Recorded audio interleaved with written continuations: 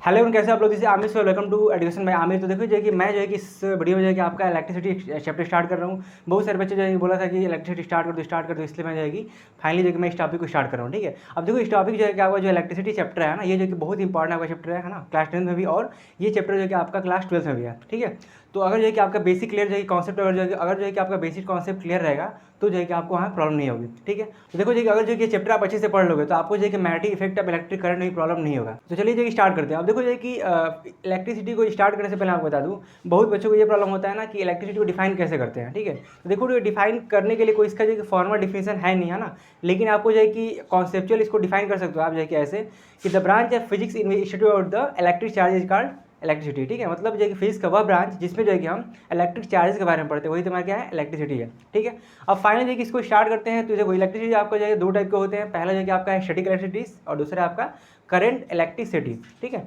अब स्टैटिक क्या होता है और करंट इलेक्ट्रिसिटी क्या होता है, इसके बारे में हम डिस्कस करते हैं। ठीक है, तो देखो जो कि आपका जो सबसे पहला आपका स्टैटिक इलेक्ट्रिसिटी, इसमें क्या होता है कि जब जो है ना चार्ज क्या होता है, रेस्ट में होता है। यानी कि जब हम जो है कि जब चार्ज जो है कि रेस्ट में होता है उसके बारे में हम पढ़ते हैं तो क्या होता है तुम्हारा, वो स्टैटिक इलेक्ट्रिसिटी होता है। ठीक है, इसके बारे में जो कि आप पढ़ोगे क्लास 12 में। ठीक है, मतलब जब चार्ज रेस्ट में हो तो उसके बारे में जब हम जो है कि स्टडी करते हैं वो तुम्हारा क्या होता है, स्टैटिक इलेक्ट्रिसिटी आता है। ठीक है, तो आपको ऐसे सिंपली लिखना है कि चार्ज एट रेस्ट, है ना, तो ऐसे लिख दो आप जो है कि study of charge at rest, है ना। ठीक है, तो आपको जो है कि ऐसे लिखना है। ठीक है, study of charge at rest, तो जो है कि क्या हो गया आपका स्टैटिक इलेक्ट्रिसिटी। अब रेस्ट का मतलब क्या होता है, अब देखो जो है कि ये आपका मार्कर है ना, तो ये मार्कर क्या है, इसमें जो है कि जो चार्ज है आपके वो क्या है, रेस्ट में है। इसको जो है कि अगर मैं रब करूँ अगर जो है कि ऐसे, तो इसमें जो है कि चार्ज डेवलप हो जाएंगे। अब वो पॉजिटिव होंगे नेगेटिव होंगे, डिपेंड करता है कि मटेरियल कैसा है। ठीक है, तो वो जो चार्ज जो डेवलप होंगे ना उसके बारे में जब हम स्टडी करते हैं वही तुम्हारा क्या है, स्टैटिक इलेक्ट्रिसिटी है। ठीक है, तो इसके बारे में जो है कि आप जो क्लास 12 में आप पढ़ोगे। ठीक है, हमें पढ़ना है करंट इलेक्ट्रिसिटी के बारे में। इसको जो है कि आप 10th में भी आपको पढ़ना है और क्लास 12 में पढ़ना है। ठीक है, अब देखो बात करते हैं इस टॉपिक को, जो हमको जो बस इसमें कुछ जानना नहीं है। ठीक है, अब इसके बारे में जो कि आप क्लास 12 में आप पढ़ोगे ना, उसका एक चैप्टर ही आपका इलेक्ट्रोस्टैटिक करके है ना, तो उसमें जो कि पूरा आपकी स्टडी के बारे में पढ़ना है। ठीक है, तो अब बात करते हैं करंट इलेक्ट्रिसिटी का, जो हमें पढ़ना है क्लास 10th में। तो देखो करंट इलेक्ट्रिसिटी क्या होता है, तो इसका सिंपली है कि जब चार्ज फ्लो करता है ना, तो उसके बारे में जब स्टडी करते हैं क्या होता है, वो करंट इलेक्ट्रिसिटी होता है। ठीक है, मतलब जो है कि the study of charge in motion, है ना।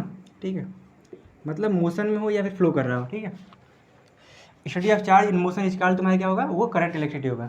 ठीक है, तो अब इसी के बारे में जो है कि हमें पढ़ना है। तो देखो अब स्टार्ट करने से पहले जो है कि पहले कुछ चार्ज के बारे में हम जान लें, फिर जो है कि हम जो है कि पढ़ेंगे करंट के बारे में और बाकी जो उसकी जो प्रॉपर्टी उसके बारे में पढ़ेंगे। ठीक है, तो अब फाइनली आता है जो कि चार्ज होता क्या है। ठीक है, देखो चार्ज जो है ना आपका जो है कि जो आपके चार्ज होते हैं वो जो कि दो तरह के होते हैं, एक होता है पॉजिटिव चार्ज, एक होता है नेगेटिव चार्ज।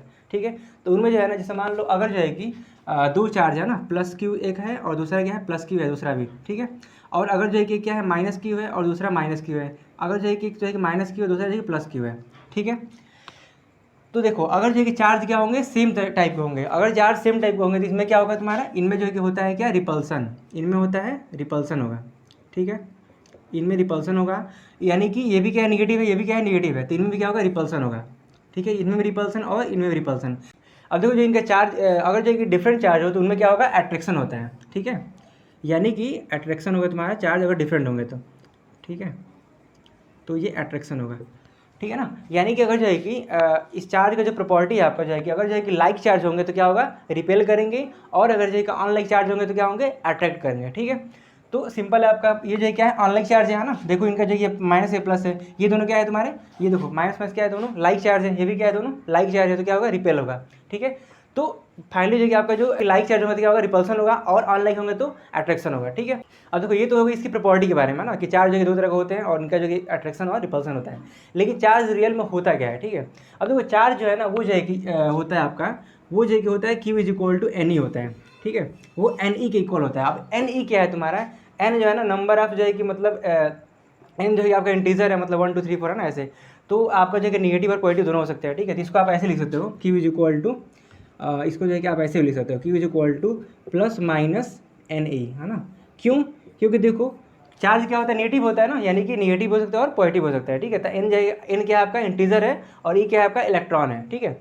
अब 1 इलेक्ट्रॉन पे जो आपका जो आपका 1 इलेक्ट्रॉन पे जो चार्ज होता है ना, 1 इलेक्ट्रॉन पे जो चार्ज होता है वो आपका होता है 1.6 इंटू 10⁻⁹ कूलाम, ठीक है, इतना होता है। इसका मतलब क्या कि जो चार्ज होता है ना वो जो है कि जो चार्ज होता है वो जो है कि पूरा जो आपका इलेक्ट्रॉन होता है उसके जो है कि सम के बराबर होता है। मतलब जो चार्ज होता है वो जो है कि इलेक्ट्रॉन के सम के इक्वल होता है, ठीक है। यानी कि अगर मान लो, इसको कैसे डिफाइन करो, जैसे मान लो अगर जैसे मान लो देखो, यानी देखो ये एरिया है, ठीक है, ये एरिया है, इनमें जो है ना, इनमें जो है कि आपका जो है कि इलेक्ट्रॉन जो है ना, एक यहाँ पे इलेक्ट्रॉन है, एक यहाँ पे, एक यहाँ पे, एक यहाँ पे, एक यहाँ पे, एक यहाँ पे, ठीक है, ऐसे। अब देखो इसमें जो है ना आपका जो है कि कितने इलेक्ट्रॉन है, 1 2 3 4 5 6 है ना, 6 इलेक्ट्रॉन है, यानी कि जो चार्ज होगा कितना होगा, 6 हुआ है ना, 6 गुलाम हुआ, ठीक है। यानी कि जो देखो इसमें कितने हो गए, 6 इलेक्ट्रॉन है, यानी चार्ज कितना हुआ, Q इक्वल टू 6C आ गया। यानी चार्ज क्या है तुम्हारा, सम ऑफ इलेक्ट्रॉन के इक्वल होता है, ठीक है। अब देखो जो है कि 1 इलेक्ट्रॉन की जो वैल्यू होती है वो कितनी होती है, इतनी होती है ना, यानी कि जो हमारा टोटल चार्ज कितना होगा, Q equal to 6 into 1.6 into 10⁻⁹ coulomb, ठीक है। अब इसको तुम आप जो है ना, इसको जो है करोगे तुम सॉल्व करो, कितना हो जाएगा, 36 हो जाएगा तुम्हारा, और ये हो जाएगा तुम्हारा 9.6 इंटू 10⁻⁹ कूलाम। यानी कि जो भी इसने इस सरफेस पे जो है कि जितना एरिया मैंने लिया है, इस पर अगर जो है कि 6 इलेक्ट्रॉन है तो उस पर जो है कि जो टोटल चार्ज होगा कितना होगा, इतना होगा 9.6 इंटू 10⁻⁹ कूलाम। ऐसा समझ में, यानी जो चार्ज होता है वो जो है कि इलेक्ट्रॉन के सम के इक्वल होता है, ठीक है, ऐसा समझ में। और ये जो n है क्या आपका इंटीजर है ना, ये इंटीजर है, मैं यहाँ पे लिख दे रहा हूँ, ठीक है ना, कन्फ्यूज़न नहीं होना है, कन्फ्यूज नहीं होना है, ओके। और ये नेगेटिव और पॉजिटिव हो सकते हैं, मेन जो है कि आपका यही है ना, Q equal to plus minus n ही होता है, क्योंकि नेगेटिव और पॉजिटिव दोनों होते हैं, ठीक है। अब देखो जो है कि अगर ये आपको समझ में नहीं आया तो मैं इसको जो है कि एग्जाम्पल से आपको समझा रहा हूँ ना, कि जो है कि देखो जैसे मान लो एग्जाम्पल ले रहे हैं ना बनाना का, है ना, अगर जो है कि हम मान लो जो है कि हम मुझे लेना है ना 1 दर्जन जो है कि बनाना लेना, मतलब 1 डजन जो है कि बनाना लेना हमको, तो 1 डजन में कितना होता है, 12 केले होंगे, है ना। तो 1 डजन में जो है कि 1 डजन में कितने केले होंगे, 12 होंगे, ठीक है, 12 होते हैं, ओके। तो अगर मुझे ना 1 डजन के जगह मुझे ना 3 डजन लेने हैं, ठीक है, 3 डजन लेने हैं, तो उसमें कितना होगा बताओ, मैं क्या करूँगा, 3 को जो है कि 3 को मैं कितना करूँगा, 12 से इंटू करूँगा, ठीक है, तो कितना आएगा हमारा 36 केले आएंगे। वैसे ही देखिए, देखो अगर जो है कि वैसे मतलब 1 इलेक्ट्रॉन में कितने होते हैं, इतने, है ना, 1 इलेक्ट्रॉन में 1.6 इंटू 10⁻⁹ कूलाम होते हैं। तो बताओ इसमें कितने इलेक्ट्रॉन है, 6 है ना, तो 6 है तो 6 से इंटू कर दो, है ना, 6 से जो है कि हमने 1.6 इंटू 10⁻⁹ कूलाम से इंटू कर दिया, ठीक है। मतलब 1 इलेक्ट्रॉन में इतने होते हैं तो 6 में कितने होंगे, 6 से मैंने इंटू कर दिया। वैसे ही 1 डजन में 12 होते हैं, 3 डजन में कितना होगा, 3 से 3 को जो है कि मैंने 12 से इंटू कर दिया, ठीक है। तो ऐसे ही जो है कि आपका हम चार्ज निकालते हैं, ठीक है ना, तो ऐसे ही जो है कि आपका होगा। इसको नोट कर लो फटाफट, ठीक।